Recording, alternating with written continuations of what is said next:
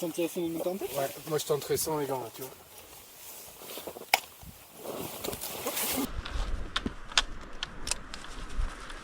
Salut à tous, j'espère que vous allez bien. Comme vous pouvez voir, il fait encore nuit. Et aujourd'hui, je suis pas seul, je suis avec mon pote Thomas. Je sais pas si vous voyez bien. Et on a décidé de monter par cette chaude matinée parce que comme vous voyez, on est en t-shirt, il fait super chaud. On s'attendait pas, on espérait avoir des températures bien froides et au final c'est pas du tout le cas. Et là on va monter au Baleitus. Ça fait 6 ans que je l'ai pas fait. Toi c'est quand la dernière fois que tu l'as fait, Thomas? L'an dernier. L'an dernier, voilà, donc lui il est tout frais, il connaît encore presque par cœur le chemin. Et on va aller se faire ce magnifique sommet des Hautes-Pyrénées qu'on affectionne beaucoup. Et on va voir qu'est-ce que ça donne là-haut.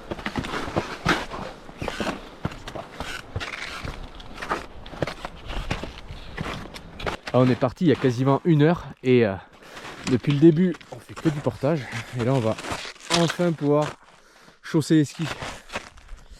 On voit encore vraiment rien, mais on a la pleine lune, donc ça donne un peu de luminosité. C'est vraiment chaud, on n'est pas à ça.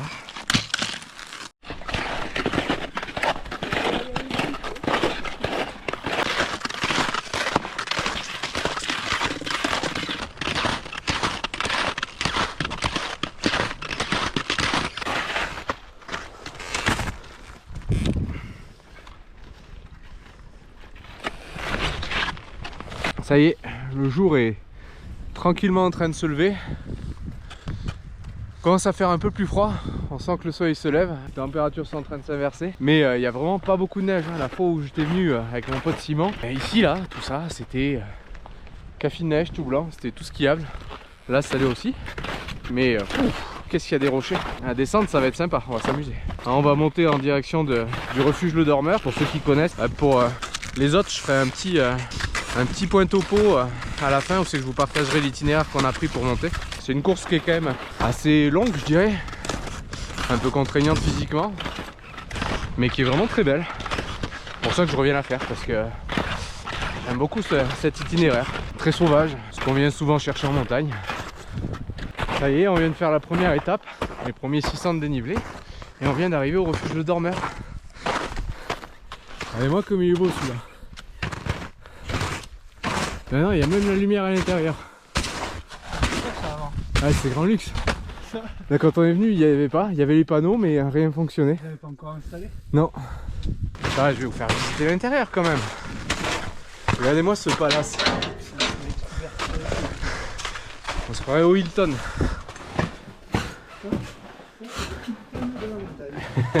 Les matelas, les couvertures. La petite... Ouais, il fait super bon en fait. C'est agréable. La cheminée, la petite table pour manger, la grille pour les grillades. Ah, il y en a même qui ont laissé des pattes. Ils avaient du rab, ils n'avaient pas envie de les porter. Ils ont même laissé les chaussettes et les caleçons. C'est au cas où que quelqu'un en ait besoin. On sait jamais. On a toujours besoin d'un caleçon en cas de peur.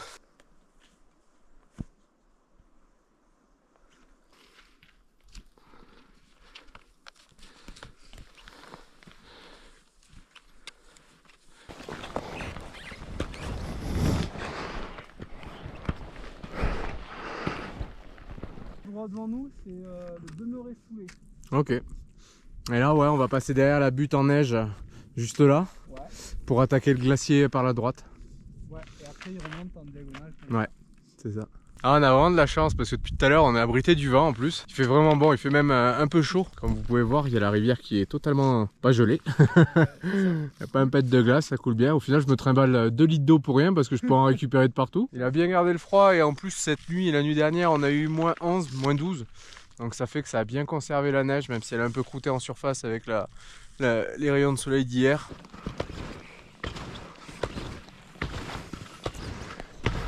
Tellement beau et tellement grand qu'on se sent tout petit dans ce cirque. Et comme on disait avec Thomas, au-dessus de nous, quasiment au niveau des sommets là, on voit la démarcation de l'ancien glacier d'il y a très longtemps. Ça veut dire que la neige avant est montée jusque là. C'est quand même impressionnant. On a quoi? On a 200 mètres là, 300 mètres. Ben, ça a monté 200 mètres plus haut. C'est marrant, essayer d'imaginer ce décor avec 200 mètres de neige de plus. On arrive au pied du glacier de Lasneus. qui se situe juste avant la cheminée pour monter au Balaïtous. Il faut arriver là-haut, on va se faire une bonne pause et on va attaquer cette belle cheminée.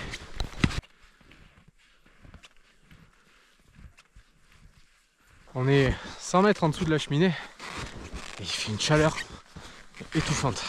Tout à l'heure on s'est gelé et là d'un coup on est en train d'exploser de chaud. La neige commence à bien coller sous les skis et la cheminée est juste là. Ça a énormément fondu par rapport à la fois où je t'ai mis. On voit même l'ancienne trace du glacier. Je sais pas si vous voyez bien, il y a une démarcation dans la roche. Marron foncé et l'autre un peu plus clair. Ça c'était l'ancien glacier. Donc là avec Thomas on va s'avancer jusqu'au bout du départ de la cheminée, voir comment ça donne en termes de conditions. Parce qu'au final c'est encore plus grand que ce qu'on pensait au niveau du départ en mixte. Donc on va voir si c'est de la prise. Et s'il y en a, ben, tant mieux, s'il n'y en a pas, bon, ben, on avisera. Bon, on vient de faire un point. Au final moi je suis trop naze pour finir le couloir. Pour même pas le finir, pour le commencer hein, tout court. Donc ben, on va redescendre. Mais avant ça, vu que Thomas a quand même un peu la caisse, et vu le changement du glacier, de voir que ça a pris en taille, tu vas... Je vais aller essayer de repérer par où ça peut passer pour l'année prochaine. Comme ça, au moins on optimise notre présence. Du coup Gérard va m'assurer. Je vais mettre là les crampons pour aller voir là, d'essayer de passer soit au milieu, soit la petite, comme une petite diagonale un peu là, de la droite vers la gauche.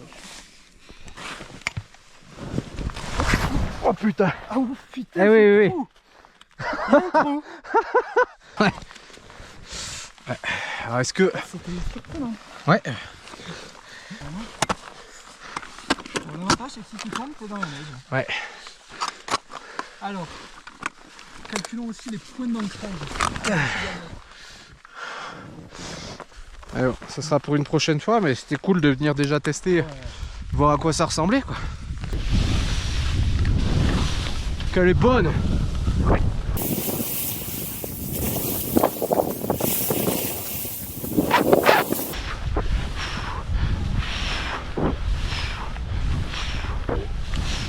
Ah, la séance de cuisses!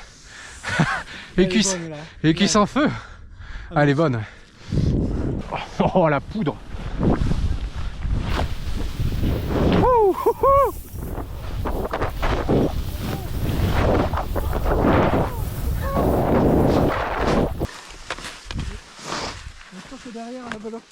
Et après, il faut piquer, faut rester sur la droite tout le temps. Hein. Ouais, ouais, en fait, c'est ça, ils sont restés sur la droite parce qu'il y a le refuge là-bas. Ouais. Et ils sont restés pour descendre le plus bas possible. Et après, on va arriver dans le fond du vallon. Ouais. À mon avis, on déchaussera au fond du vallon. Ouais, il y a des chances. Ouais.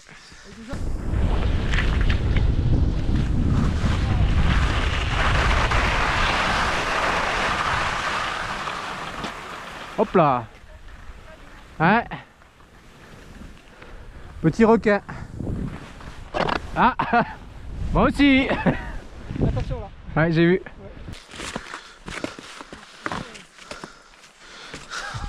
Ski caillou. Hop là. Ah, il y a un trou. Ça va? Ouh. Bon ben voilà, au final on a déchaussé quasiment sur le plateau, ouais sur le plateau, en dessous du refuge Le Dormeur. Parce qu'après il y a des cailloux de partout et on va éclater les skis. Ce qui est bien c'est qu'il y a la belle rivière, on va pouvoir boire un bon coup, se réhydrater, même si on a encore un peu de flotte avec nous donc ça a été. Et il va falloir maintenant porter, faire un peu de portage et rentrer. Ah ben franchement c'est une bonne journée, je suis super content.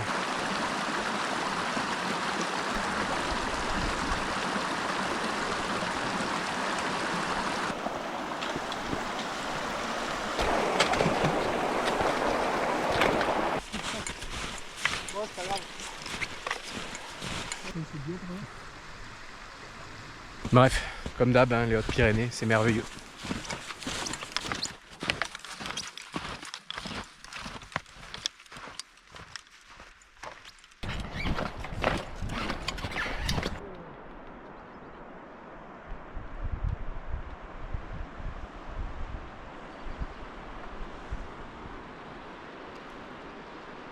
Voilà, j'espère que cette aventure vous a plu. Pour ma part, je suis très content de vous avoir amené sur ce parcours avec moi, car c'est un endroit que j'affectionne particulièrement, autant en été qu'en hiver, donc c'était vraiment sympa d'y retourner après pas mal d'années là-bas. Comme je vous l'ai dit dans la vidéo, maintenant je vais vous partager l'itinéraire pour ceux que ça pourrait intéresser d'aller faire un tour par là. C'est un itinéraire qui est quand même assez exigeant. On est sur 7 km 500 aller et 1000 quasiment 1600 mètres de dénivelé, donc il faut quand même être un petit peu en condition pour pouvoir y aller. À part ça, c'est un parcours où c'est qu'il y a pas beaucoup de difficultés à mon goût. Faire attention aux conditions d'enneigement, bien sûr, c'est très important, mais sinon, c'est pas très compliqué. Donc maintenant, on va se retrouver sur l'ordinateur pour que je vous partage tout ça. Donc je suis parti de la maison du parc, qui se situe juste en limite du parc national des Pyrénées. J'ai poursuivi avec Thomas en direction du lac de Suyenne. Puis nous avons suivi le sentier en direction du sud jusqu'à bifurquer en direction du refuge Le Dormeur. Ici, il y a pas mal de lacets, donc ça grimpe assez fort sur cet endroit-là. On a pris le vallon qui longe les crêtes de Fachon jusqu'à arriver au glacier. Et arrivé face à cette grande face nord, on a bifurqué en direction du glacier de Lasneus pour monter jusqu'à la cheminée. Donc c'est relativement simple pour arriver jusque-là, à part la difficulté technique du dénivelé. Malheureusement, sur cette sortie, on n'a pas pu monter par la cheminée comme on voulait, comme prévu pour arriver au sommet du Balaïtous. Mais bon, en même temps, c'est pas grave, on s'est quand même bien amusé, on a bien profité de cette balade. Donc on n'est pas tant déçu que ça. Pour la cheminée, je vais vous mettre quelques extraits de ce à quoi elle ressemble quand je l'avais fait en 2017 avec mon ami Simon. C'est une cheminée qui était pas ultra technique. Pour ceux que ça intéresse de la faire, je vais vous mettre aussi toutes les informations dans un lien ci-dessous, où c'est que vous pourrez retrouver toutes les difficultés sur la cheminée et sur le parcours en soi, qui se situe sur le site Camp to Camp. Donc c'est un site que j'utilise régulièrement pour voir un peu les difficultés des itinéraires que je vais emprunter. Donc je vous le conseille fortement si ça vous intéresse. En attendant, j'espère que cette vidéo vous aura plu. Si c'est le cas, n'hésitez pas à me le dire en commentaire. Et si vous avez d'autres questions aussi, mettez-les en commentaire. Je me ferai un plaisir d'y répondre. Et sur ce, je vous dis à bientôt. Bye!